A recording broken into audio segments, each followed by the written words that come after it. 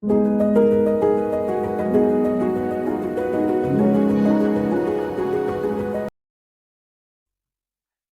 dans ce nouveau billet de la Bourse en stress en date donc du 12 juin 2026.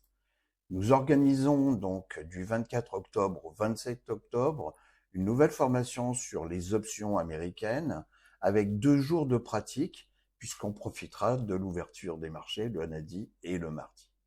Si vous avez des questions, si vous souhaitez avoir un entretien avec Michael, vous avez le QR code qui est pour vous. Vous prenez votre téléphone et vous avez directement le calendrier pour prendre rendez-vous avec Michael et avoir un entretien téléphonique avec lui.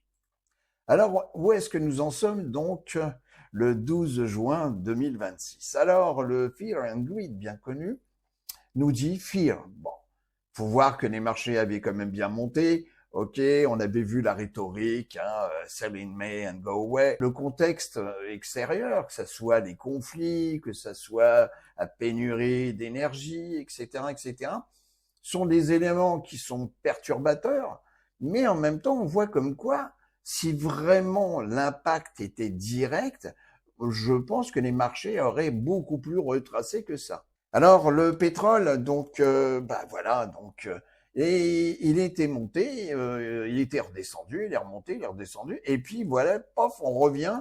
Vous voyez, on vient de clôturer cette semaine avec un baril à 84,29 $. Donc nous sommes sur une zone de support. Est-ce que le pétrole va revenir sur des niveaux plus bas, donc permettant d'avoir de l'énergie moins chère? Et le SP500 est venu combler, vous voyez, après cette chute, donc est venu combler un gap qui était un gap haussier. Et donc, nous sommes revenus sur la zone des 72-73. Concernant le Nasdaq 100, eh ben, c'est un peu la même chose. Nous avions ici un gap haussier à 28 053 et qui a été pratiquement comblé. Bon, on n'est pas venu taper ici sur cette zone-là parce qu'on a rebondi directement et de nouveau, test de la moyenne mobile 10 jours. Alors, on va peut-être pas repartir directement vers le nord tout de suite. On va avoir peut-être une zone de congestion avec plusieurs fois le test, soit la même valeur, soit effectivement comme une rampe d'escalier. Donc, on aura des plus bas, plus hauts, et puis après, peut-être de nouveau retester les plus hauts. Concernant le secteur de la technologie, qui est le secteur, je dirais, principal actuellement, tout le monde a les yeux là-dessus. Nous avons ici, par rapport au point de démarrage et ici le point haut, nous avons retracé, vous voyez, pratiquement aux alentours des 38,2%. Même chose, on s'oriente vers la moyenne mobile ici 10 jours, puisque je suis en daily. Et ici, la moyenne mobile 50D, elle est quand même bien orientée. Concernant SMH, qui est le sous-secteur compris dans la technologie, nous avons retracé aux alentours, donc vous voyez, à plus de 23%. Nous avons ici, là aussi, comblé un gap haussier que nous avions rencontré donc au mois de mai. Alors, les semi-conducteurs, on en a besoin. Alors, le VIX, bon, vous voyez, on réintègre, donc mon range horizontal, 16-18, on réintègre après une forte baisse de la volatilité vendredi. Concernant les put-call ratios, nous sommes revenus ici dans une zone de quiétude. Nous avions vu que courant fin mai, la valeur était vraiment basse puisqu'on était aux alentours des 0,40 et puis la peur et tout, etc. Donc on est remonté. Donc, il y a eu des rachats de put pour protéger donc des lignes ou des portefeuilles et puis là de nouveau on revient en zone de tranquillité. Donc concernant le Nasdaq 100, donc la performance sur une semaine. Donc nous voyons que Apple a fortement baissé, Microsoft, Google, Amazon. Je referai un petit tour sur Google parce que je pense qu'il y a une belle opportunité. C'est une société chère, mais je pense qu'il y a des belles opportunités. Meta, bon, même chose et tout. Par contre, vous voyez comme quoi, en rapport avec les semi-conducteurs, c'est vraiment un clin d'œil, hein. Oui, oui, le marché vous parle. Il suffit d'écouter et d'ouvrir les yeux, quoi. Mu, Intel, AMD, etc., etc.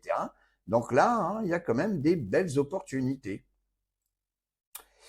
Concernant les plus grosses capitalisations, donc par ordre décroissant, donc nous voyons que la performance donc de vendredi, vous voyez, donc ça s'est bien réveillé, sauf pour Apple, etc. Mais on l'a vu sur le graphique. Donc cette semaine, nous pouvons voir que tout le monde n'a pas progressé de la même façon et que par exemple Intel, cette semaine, on a quand même une performance extraordinaire. Concernant les positions que nous avions pu proposer, donc je vous rappelle, hein, la bourse en stress n'est pas un conseiller en investissement financier.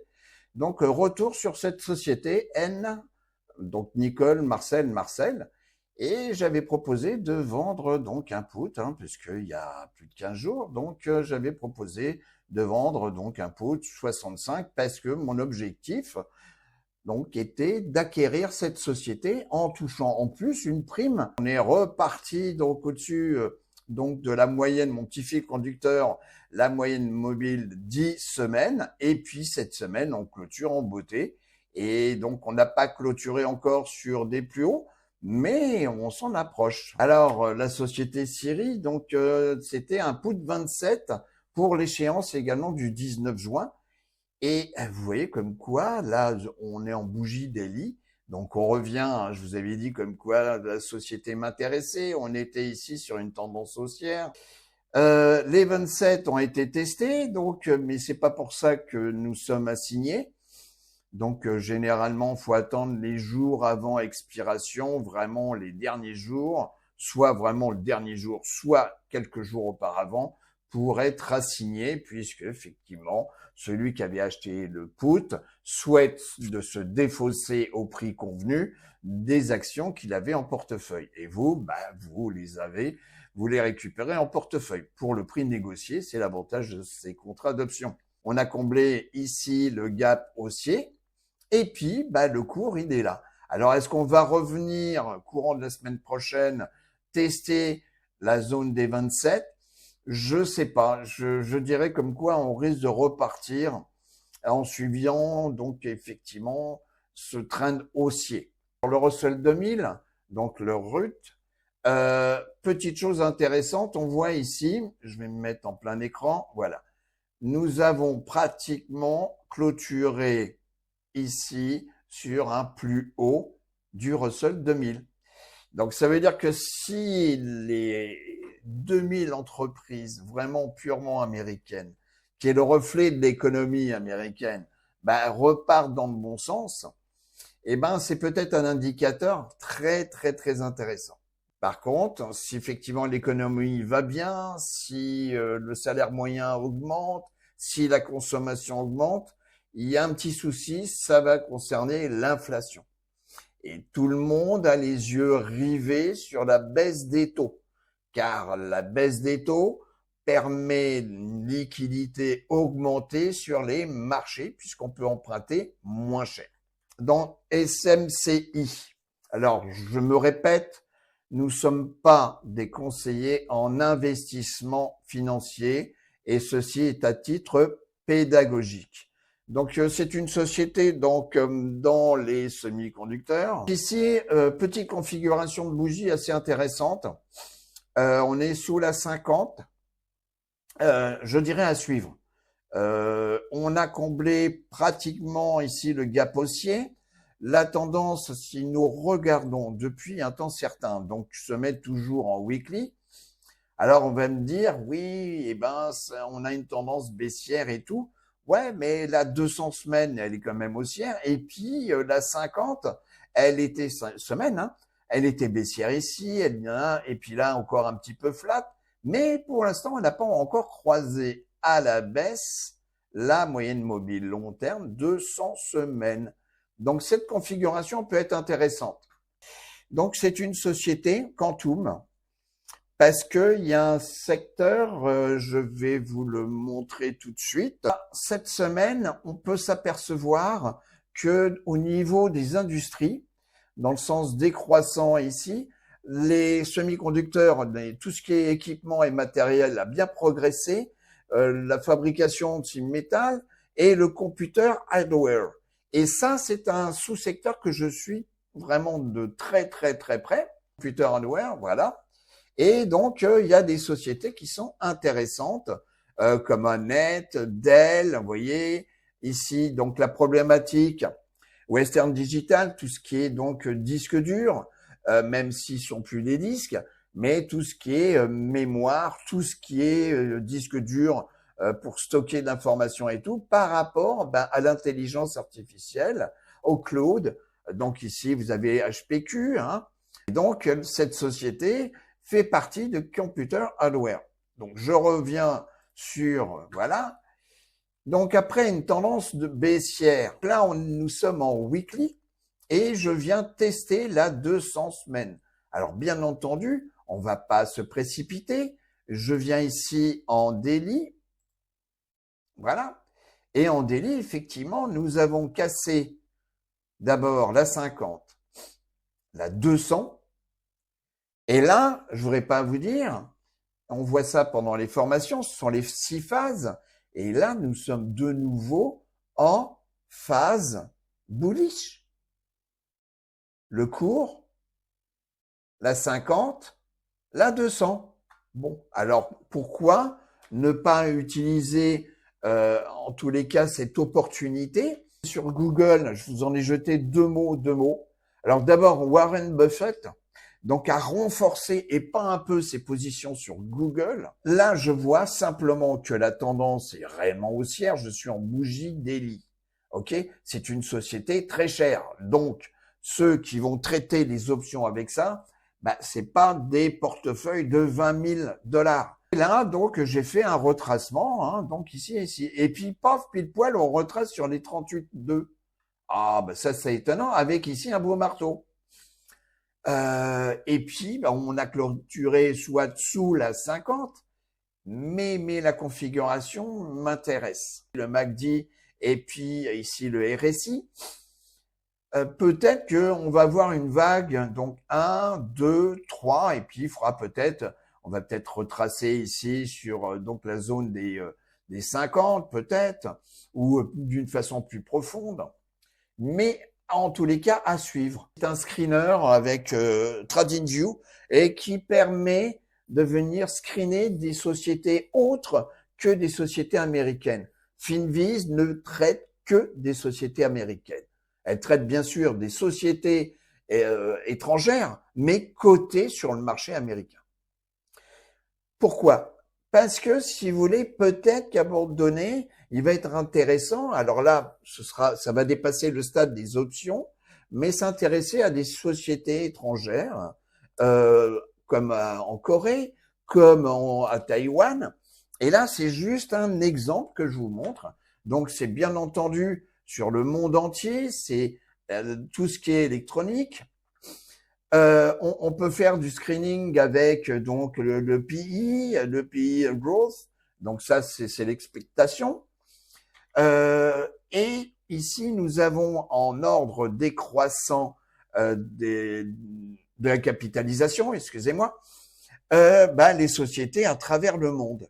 Et vous avez certainement des sociétés, et pour ceux qui ont un compte Interactive Broker, donc sans publicité, mais Interactive Broker vous permet de traiter des sociétés sur le marché de Taïwan et sur le marché en Corée. Donc là, vous avez les tickers. Exemple, vous avez une société qui est Taiwan Semiconductor. Nous allons regarder, je crois que voilà, on a le cours ici, Taiwan Semiconductor Manufacturing. Ok, nous sommes en bougie daily et puis nous regardons donc en weekly. En weekly, vous voyez, on a cassé ici, hein, donc en juillet 2025 et depuis, parce que la thématique est bonne. Et là, vous avez en dollars taïwanais. du moment où vous allez travailler avec un nouveau paramètre, c'est-à-dire la parité de monnaie.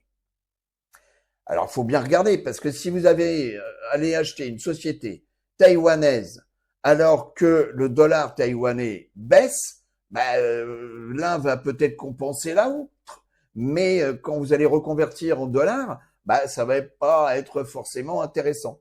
Sauf si vous voulez traiter uniquement le marché de Taïwan, bien entendu. Et la parité de monnaie ici, donc c'est le dollar taïwanais par rapport à l'US dollar. Nous sommes en bougie hebdomadaire et nous apercevons que il y a peut-être eu un point d'inflexion ici. Effectivement, le dollar était plus important en termes de devise que le dollar taïwanais. Et puis peut-être que là, effectivement, on est en phase de retournement. Le RSI et le MACD, il faudra donc attendre qu'on passe ici la zone des zéros hein, pour le MACD, et puis là, ici la zone de neutralité des 50%. Cependant, ça peut être intéressant parce que si en plus vous achetez une société qui monte et qu'en plus la parité de la monnaie est dans votre sens, vous allez faire le cumul des gains. Je vais vous souhaiter donc une très très bonne semaine de trading. N'oubliez pas ce QR code, ok? Donc je vous l'ai montré tout à l'heure, ça vous permet d'avoir donc un entretien avec Michael.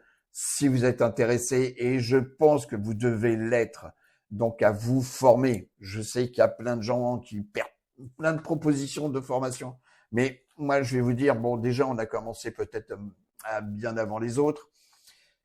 On a quand même à nous trois quand même pas mal d'années d'expérience et nous nous complétons. Et c'est l'avantage. Il y a ceux qui vont préférer la méthode Michael, la méthode José ou la méthode Philou.